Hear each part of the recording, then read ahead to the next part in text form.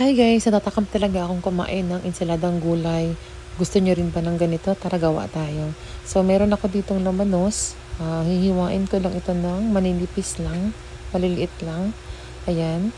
At pagkatapos niyan ay huhugasan natin at saka pipigaan natin. Lalagyan natin ng konting asin para magkalasa at saka pipigain natin para mawala yung pait ng labanos.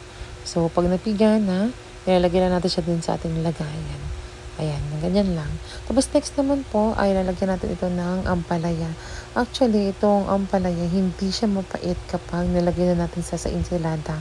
Kasi nga, nawawala yung pait niya pag nilalagyan ng suka. So, eto, tinanggalan ko lang ng buto at saka hiwain lang natin siya ng maliliit lang. Ganyan kanipis. Huwag masyadong makapal kasi papait talaga yun. So, medyo manipis lang para nag-aagaw lang yung pait at saka yung asim ng suka mamaya. So, ilagay na natin siya dyan. Ihalo lang natin. At saka meron tayong carrots. So, hugasan na natin tsaka babalatan. At hihiwain natin to ng maninipis lang. Yung katulad sa pangsahog sa pansit. Ganyan.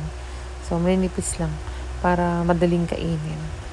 Ayan. So, ganyan lang. At saka, ihalo na lang din natin ito dito sa ating labanos na may ampalaya. So, wag nyo hayaan lagi na hindi nahuhugasan yung magulay, guys. So, next naman, meron tayong pepino. Babalatan natin ito. Pero hindi natin uubusin yung balat. Kasi gusto ko medyo crunchy. Yung nalalasahan ko pa rin yung balat. So, hiwain natin siya katulad ng sinlaki lang ng carrots. Ayan. At hugasan at saka ihalo din natin dito. So, next naman, meron tayong kamatis. Ako kasi ayoko ng kamatis na hinog. Gusto ko yung medyo hilaw. Kasi medyo crunchy-crunchy siya pag kinagat mo. So, eto, tatanggalin lang natin ng buto. At saka hihiwain din natin ng maliliit. Yung ganyan lang kaliit. Ayan. So, natatakam na talaga ako, guys, ha. Habang gumagawa ako. So, next naman, nilipat ko na pala ito sa malaking lagayan kasi hindi na magkasya. Kasi nga, meron pa tayong hihiwain. So, nakabili ako kahapon ng singkamas doon sa nadaanan namin. So, marami to. Sabi ko, ubusin ko na lang para ilalagay ko sa ref para anytime pwede kong kainin. So, ayan, ang sarap ng singkamas, guys, habang kumakain ako.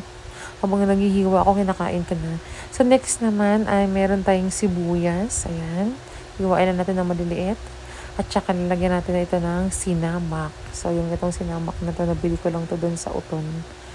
So, titimplahan na natin ito ng asin at saka paminta at saka halu-haluin. Ayan. So, ganyan. Tingnan nyo naman, guys. Diba? Napaka-healthy niyan.